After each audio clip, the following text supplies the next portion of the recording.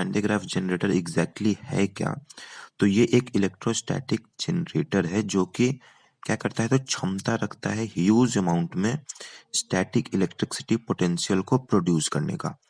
ये 20 million volts तक static electricity potential develop कर सकता है। अब इसके अगर प्रिंसिपल की बात करें कि किस प्रिंसिपल पे बेस्ड है, तो ये इस प्रिंसिपल पे बेस्ड है कि अगर एक चार्ज कंडक्टर को हम अगर एक हॉलो कंडक्टर के इंटरनली कांटेक्ट में लाते हैं, जितना वो चार्ज होगा वो सारा उस आउटर हॉलो कंडक्टर के सरफेस पे चला जाएगा।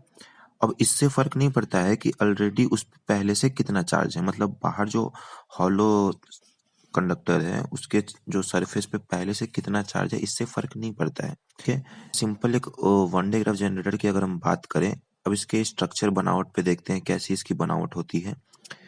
तो एक रबड़ की बेल्ट होती है इसमें, जो कि दो रोलर की मदद से घूमती रहती है, और ये दो रोलर क्या होते हैं, तो एक इलेक्ट्रिक मोटर से कनेक्टेड होते हैं।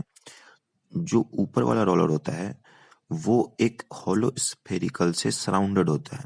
इसको हम एक इंसुलेटेड स्टैंड पे, जो होलो स्फेरिकल है उसको हम कैसे टिका के रखते हैं, तो एक इंसुलेटेड स्टैंड पे वो माउंटेड होता है। नीचे वाला जो रोलर है उसके पास इलेक्ट्रॉन इमीटर, जो कि कॉम्ब यानी कंघी के आकार में होता है, इसको हम स्प्रे कॉम्ब भी बोलते हैं, उसको फिक्स किया जाता है। इस कॉम्ब में हाई पॉजिटिव वोल्टेज हम प्रोवाइड करते हैं एक्सटर्नल सप्लाई से। एक्सटर्नल सप्लाई का क्या मतलब है, तो बैटरी हो सकती है एक्सटर्नल सप्लाई।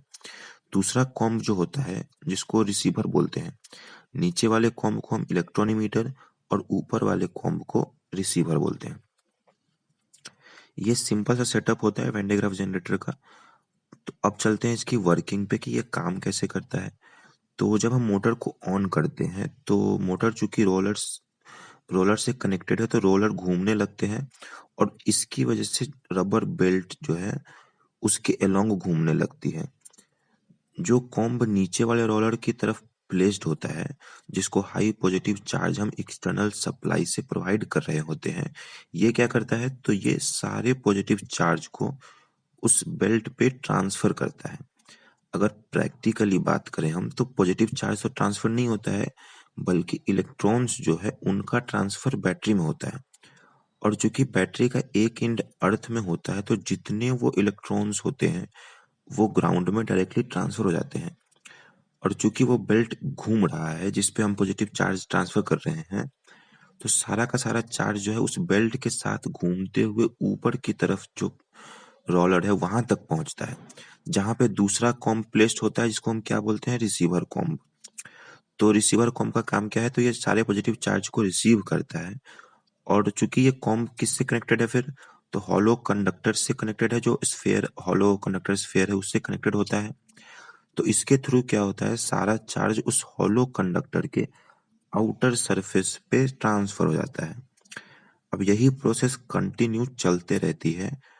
तो क्या होता है कि बहुत ह्यूज अमाउंट में चार्ज जो है वो आउटर हॉलो स्फेयर पे कलेक्ट हो जाता है, और बहुत ज्यादा पोटेंशियल डेवलप हो जाती है।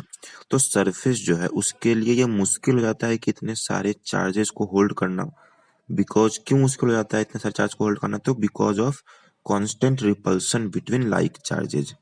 समान चार्जेज के बीच में कांस्टेंट रिपल्सन होते रहती है। इसकी वजह से जो स्फेरिकल डोम है उसके आउटर सरफेस को इतने सारे पोटेंशियल को होल्ड करना मुश्किल हो जाता है। तो जब पोटेंशियल इस सरफेस का ब्रेकडाउन वैल्यू ऑफ एयर से ऊपर चला जाता है, तो लीकेज ऑफ चार्ज होती है और आसपास की हवा जो है वो आयोनाइज्ड हो जाती है। ये लीकेज ऑफ चार्ज को रोकने के लिए हम क्या करते हैं, तो आउटर डोम को, होलोस्फेयर को, उसके आउटर सरफेस को काफी स्मूथ बना देते हैं। तो आशा करते हैं आप इसको अच्छे से समझ में आ गया होगा और आप एग्जाम में लिख सकते हैं इसका आंसर। आप कमेंट में बताइए कि नेक्स्ट हम कौन सा टॉपिक कवर करें इस तरह से, ताकि आपको आसानी हो उसे समझने में। चैनल को सब्सक्राइब कर लीजिए और इस वीडियो को लाइक कीजिए अगर आपको पसंद आया हो तो। धन्यवाद।